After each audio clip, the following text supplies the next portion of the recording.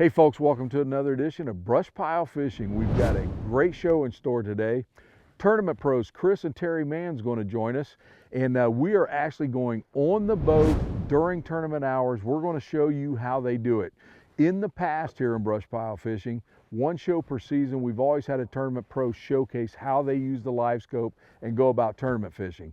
We're taking it a step further. We're actually in the boat with these guys today as they fish on Cave Run during the Kentucky Crappie Trail. I'm looking forward to this, and they're actually already on the water fishing. We had to wait just to do the opening because the fog was so thick this morning. So let's get to the tournament action here on Cave Run.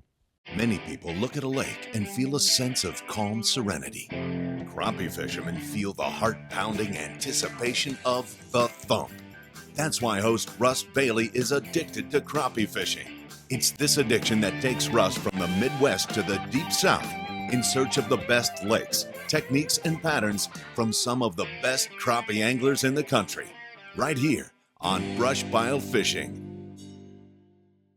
Hey folks, welcome back to BrushPile Fishing. We are on the water, tournament day for the Kentucky Crappie Trail, the Cave Run division, and I am with multi-champions here, Terry and Kris Mann, just getting started. And folks, we talked about in the opening, you know, we do one show a month or one show per season where we go with the tournament pro and show how they use live scope in their tournaments. We just thought it'd be cool today, instead of talking about that, actually being on the boat with them tournament day and seeing exactly how these guys do it. Kris, Terry, how are we doing this morning? We're doing great. Good to see you. Always It's good to have you in the guys. boat, buddy. Always good to see you. Folks, this is a father and son team. How long have you guys been fishing together? Oh goodness. Well, since fishing together since I was old enough to walk. He got me introduced to fishing, and I've been doing it for, I'm 48 now, so probably 45 years worth of fishing, but we've chased after these crappie on the tournament trail since 2007. Had fished a couple club tournaments before that, but 2007 we started the national tournament trail fishing with Crappie USA, and so I think we're, what, 18, 19 seasons now with those guys. Yeah. So. Terry, I've got a lot of respect for you, because after all that time, you would have thought you'd have got a better partner, but you stuck it out with him. So, no, I'll tell you. Congratulations. Yeah. Tell you what, it is great to be on a boat. Again, I thank you guys for sharing tournament day. I mean, this is the tournament. What are you guys going to concentrate on starting out this morning? Well, we've found a few fish up here in shallow water yesterday, and we feel like they might be tournament type fish, and we're hoping they're still in here today. Now there's a limited number of them, so you know we could bomb out, but you have to take a chance every now and then. So Yep. I'm counting on my partner. And it's definitely a little bit stained water back here for sure. Yeah, it is a little bit soupy. All right, well, good luck today, guys. We're going to follow along and see what happens. Awesome. Thank you, Russ. So Terry, you know, one of the things that have definitely changed the tournament world in the past few years is the live scope. And even though this is a team tournament, you guys are doing what most of the top teams do now, basically one guy fishing, one guy net. And Terry, we were talking before we got on the boat this morning. That was a little bit hard for you to deal with at first, wasn't it? It sure was. You know, over the years, we'd had some success. We'd won, you know, quite a few tournaments and things, and I felt like at the time I was carrying my own weight. And then once it got to the live scope, He was chasing. we found out just from practice and things that it just works out better when one guy fishes and one guy nets. Yeah. And Kris is better at this than I am, of course, being younger. And so he's the guy with does the trolling motor. And I basically just sit up here, and when he starts whining, I tell him to hush up and catch fish. Hey, can we edit that, Russ? Can that be edited out? Oh, you know that's staying in. But really, it has been a transition for me. Yeah. But once I got used to it and I saw that it was best for our team, I bought into it. Yeah. I mean, I'm happy with not fishing today. I'll be fine. as long as I can net some big ones. And the bottom line, it's like any sport. It's a team effort. Everybody's got the role, and with the live scope now, I mean, it's basically the way to do it. Yeah, it works for us, and I don't know, maybe there's some teams out there that two can fish and you know, do a good job, but we couldn't do it. What's your thoughts, Kris, about? Yeah, it's a tough transition for me as well, Russ. You know, I know, bless my heart, you know, I get to be the one doing the fishing, but to be honest with you, Dad and I'd fished for years, and really, you know, we really focused on learning 2D sonar. Yeah. And you know, that's used to what you had to rely on to find brush piles and fish them effectively. And we've considered ourselves, you know, brush pile fishermen. Yep. That's what we cut our teeth on. And so major adjustment to get into this. You know, Dad and I would go into a pile, and we had a system, you know, using different lures, different profile baits and things.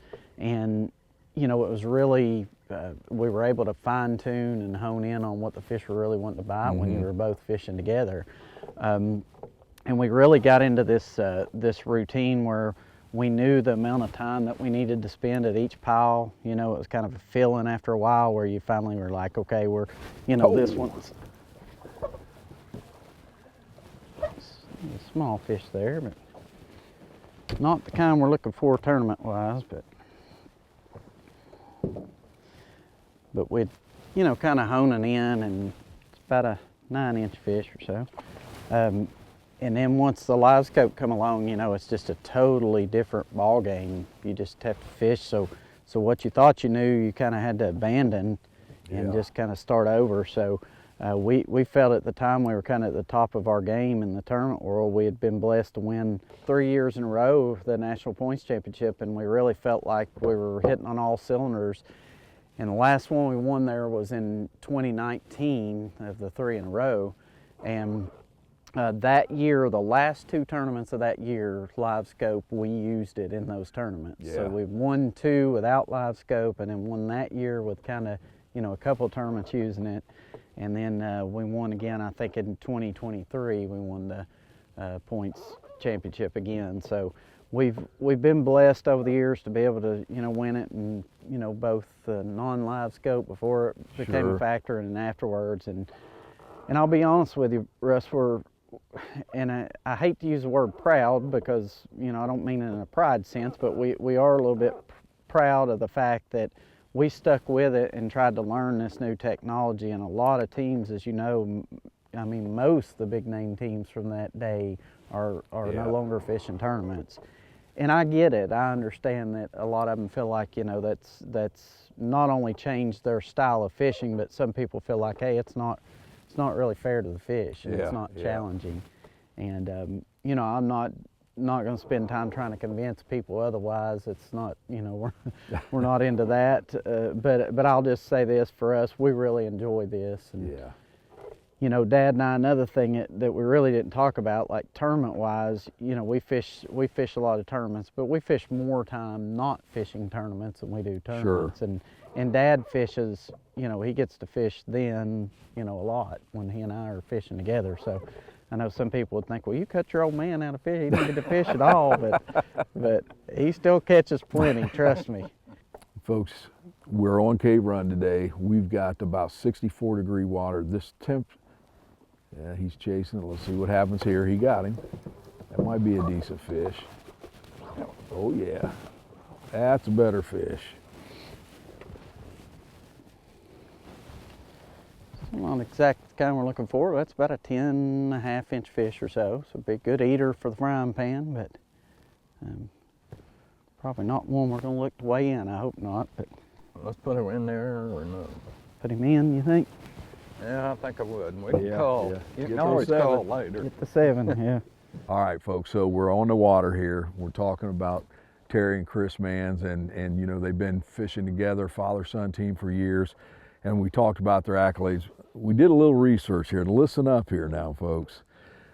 They've got 8 top 3 tourney finishes in the and 5 wins on the amateur side of Crappie USA. On the semi-pro side, they've got 31 top 3 tourney finishes and 11 wins, and that's on the semi-pro. They've got a total of 39 top 3 finishes and 16 wins in Crappie USA. They were the 2-time Sportsmen of the Year. They are the 4-time National Points Champions, and they have also won the Kentucky Crappie Trail, which is what they're fishing today. They were the state champions in 2020. So when I say these guys know what they're doing, they're a great team, and that's why we wanted to follow them today and show exactly how they go about tournament fishing. And there was another fish going. Get that net there. Oh yeah, that's a better fish. You see, that's why you use a net guy right there. That's you see a better that bait fish. pop out of its mouth. And that's that teamwork. Yeah, teamwork, and I think it came out because it's that Russ Bailey brew. It's just not hardly, you know, just not up to par. I hear you. Yeah, but And that color you got on is Jake Hansler's favorite, yeah. by the way. Oh my goodness, Yes. double whammy. And, yeah, so Good fish there. we'll take that. It's Kind of looking for. kind of a tournament grade fish, so Probably a 110. maybe. Let's keep our fingers crossed. Again, we are in the Kentucky Lake Crappie Trail, the Cave Run division here today. Going to weigh that one.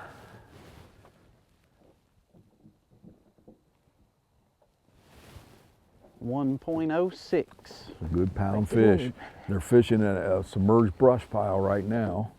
So, Russ, we're fishing this lay down this end, which makes a great, you know, just brush pile out the end of it, and you know, I see some fish moving around in there. And a lot of times with these thick brush piles, it's all about the angle that you get it through there. Mm-hmm. You know, the angle those fish have to see it, and a lot of times you'll present to them, and you know, you'll think that they got to see it really well, and you'll be like, oh, they're just not biting it, and you may pitch it in there and get just a little bit different angle on it.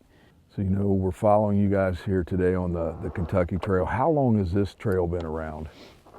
You know, I was trying to think of that yesterday evening, Russ. I believe we won the state championship with them here in 2020, and I think that was their inaugural season, I'm pretty sure. Okay. They might have been around a year or two prior to that. The Kentucky Crappie Trail actually kind of evolved from some other trails. I think that it, you know, kind of consolidated maybe and come together, but a lot of these anglers just been fishing, you know, together. No matter what the name of the trail was, we'd fish together for years and years on some of these little, you know, club type tournaments. But Well, now you say that the Kentucky Trail actually has separate divisions even. it does, yeah, it does. And we're up to, I think yesterday I'd seen where they're going to add a Kentucky Lake and Barkley division as well, and I think that puts them up to about 6 divisions, maybe 5 or 6. Nice. So yeah, it's really been a thing, and we've noticed, you know, you and I have talked before, Russ, about just the you know, national level tournament trails just doesn't seem as popular now as it was at one point in time, and it seems as if these state level trails are really kind of filling that gap, that void. And there's several reasons for that, we think. You know, it's a lot cheaper to get started on the state trails, Yep. local trails. You know, you chased trails for a while back in the day, and you know, it's just an expensive venture when you get started. It's just a lot to, you know, take on expense-wise. So a lot of people say, hey, I don't want to spend that kind of money getting started to even see if I like this or be any good at it. Yep. So they start out with a state level trail, and you know, it's really a great place to start. That's a great place for us to stay, you know, kind of keyed in on what's going on, Yeah, too. tuned up. Yeah, for sure.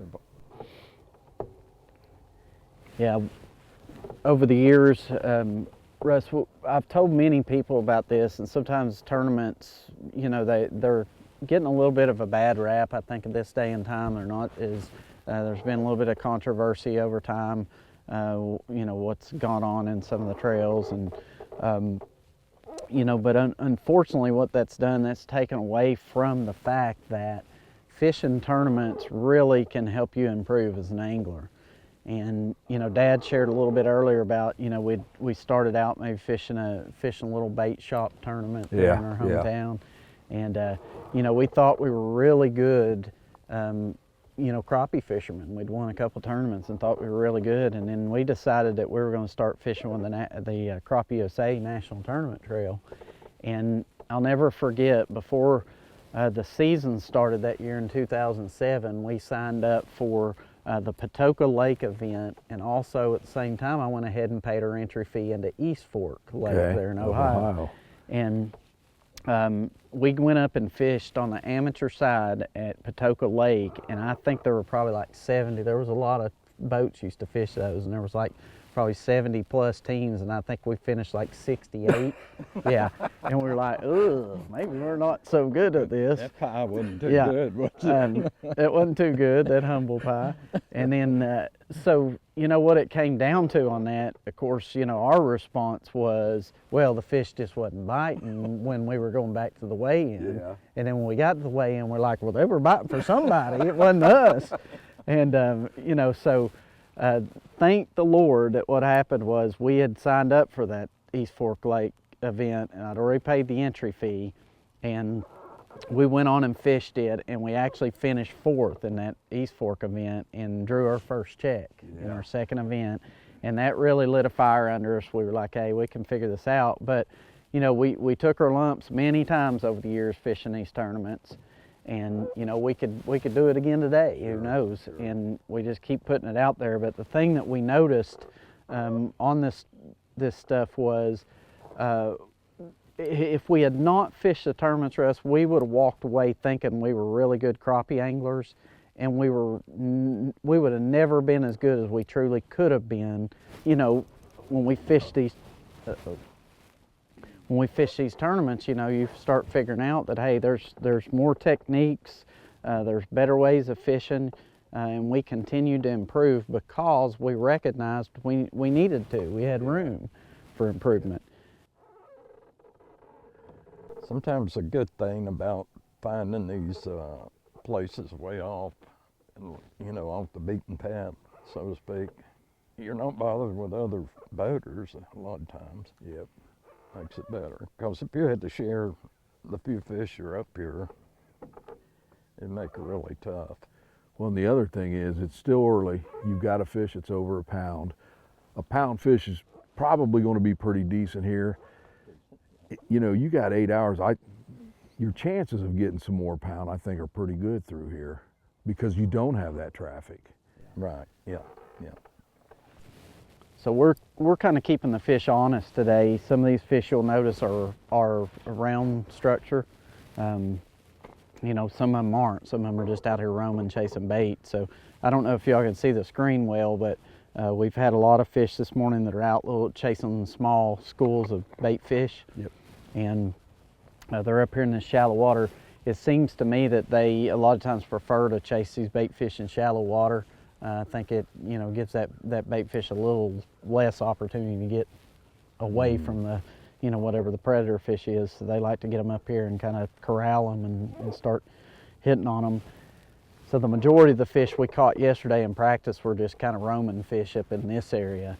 And today we've caught, you know, our biggest fish we caught so far come off structure. So we're just keeping it honest. We're going to mix it back and forth. And hang on a second, I want to see if they get this fish. Chase it, there he goes, there he goes. Yes. Good fish, good fish. And we had talked earlier about taking your chances. I think you can get 7 good pound fish here. That's number 2.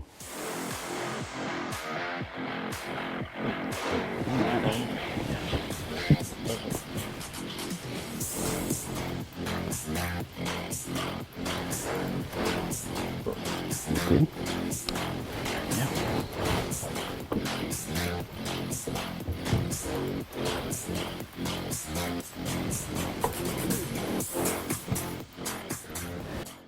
So folks, as you can see, we're doing a different show today. We're actually here on tournament waters. So we won't do a BrushPile gear check, but I do want to talk about the gear they use because they're a little bit different than a lot of the teams. A lot of guys, when they're doing this technique, is going to use a little bit longer rod. These guys love the sharpshooter 6s and sharpshooter 5.5. That's about all they use. They're using 1/8 ounce crappie magnet jig heads. And so far, I would like to say the roo has been the bait of the day, but they've got several different baits rigged up, so if they got to make a profile change, they can do it quickly. So simple rig. Kris, what pound test are you guys using? I'm using that 6-pound line that Crappie Magnet makes, and seems to be the right line for the setup here. There's a good fish right there chasing. There we go. There we have. Twice this morning we've seen the net man come through. It popped off right into the net. Yes, sir. Hey, it's hard to find a good net, man. Hey, I ain't got one here though, that's for sure. Fish that's good 10 1/4 inch fish, 10 1/2 inch cave run crappie. Not gonna make our tournament bag, but beautiful fish. Mm-hmm.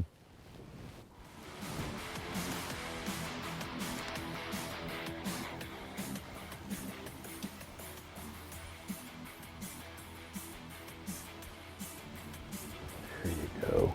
Ooh.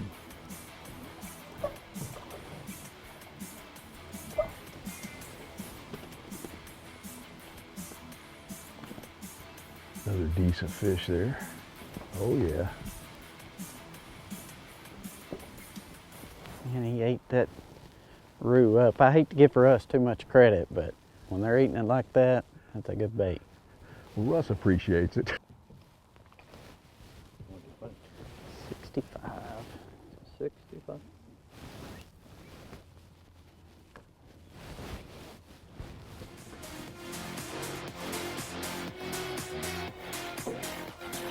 Here he comes. Get ready.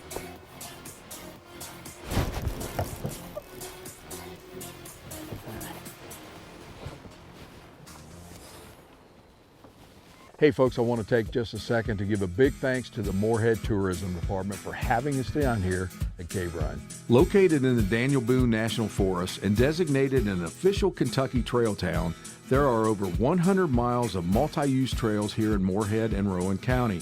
You are invited to find your fun at Cave Run Lake, an 8,000-acre lake. Perfect for boating, fishing, tubing, skiing, and swimming. Art galleries, museums, and boutique shops. They all await you here in Eastern Kentucky. That's a good fish, dude. You get the net. Net.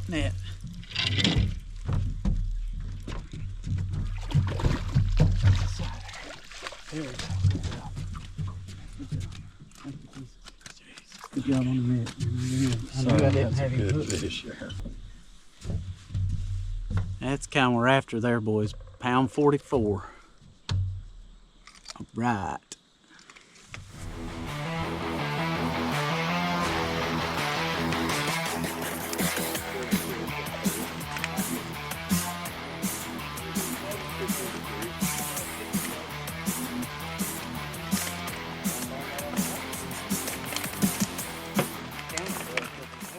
Seven fish for man and man.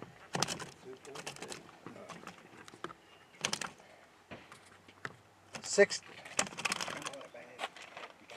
6.84. Second place with a weight of 6.84 is Kris and Terry Mann.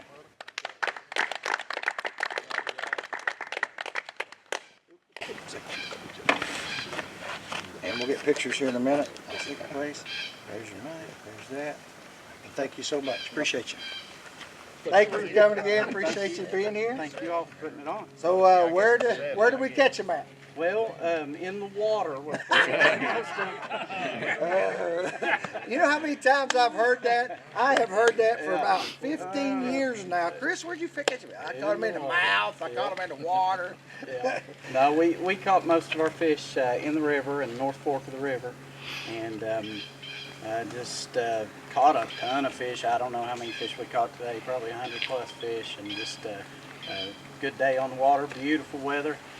We caught them on crappie magnets, and the main bait for us today, I hate to say this, but it was the Russ Bailey Roo. Oh, wow. So, Yeah. and- Celebrity in the house, you have Yeah. to give him a little bit yeah, of props, gotta right? give him some props. There you but, go. That's a good thing. I do want to say thanks to BrushPile Fishing. Known these guys for a long time, and when Kris brought up doing this type of a show, first of all, everyone knows it's no secret tournament fishing's kind of in a downslide, so anything that we could do to make it positive, and right now the clubs are the ones that are really doing well, so we wanted to help out in that aspect. But I've known these two guys for many years, and if you guys know them and you can't say you love them like brothers, you know something's wrong.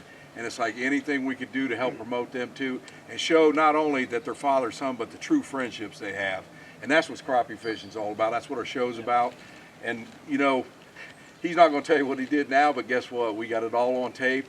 And these guys were both great. They explained what they were doing today and why they were doing it. So I think when the show's put together, it's going to be, you know, we like putting information out. So we'll have the information, but it'll talk about relationships, it'll talk about clubs. So I'm looking forward to this one. I appreciate you guys having me out. I really do. Well, we appreciate you being here. Thank you All so right, much. thank you. Appreciate Thank you you. so Yep. much. Well, folks, I hope you enjoyed today's show. We wanted to give you something a little bit different, but also to showcase one of the best teams in the country, and they didn't disappoint. A good second place finish today. Kris, Terry, Pleasure, Russ. it is always such a pleasure just to see you guys and to get to share some time on the boat today. I didn't get a fish, but you know what? I enjoyed every single minute of it. Yeah, Right. we enjoyed it as well, Russ. Always counted a blessing to get out and get with you, and what a blessing to get out with Dad and get to fish today. And you all got to see all these folks, just what nice people they were, and it's what it's all about, the Yes, sir. camaraderie and time out in nature and God's creation. So. Yeah. Well, folks, if you were thinking about joining a trail, get one of the smaller trails first. Every state has them. That's the way to get started, like they talked about on the water today, and then progress through there. And some of the best times, I promise you, will be those smaller clubs that you fish. Absolutely. Gentlemen, I appreciate you joining Yep. us. Thanks again. And Terry, remember what I said? Jake Hanksler said, your real son's ready any day, buddy. Okay, I'll be calling. Okay.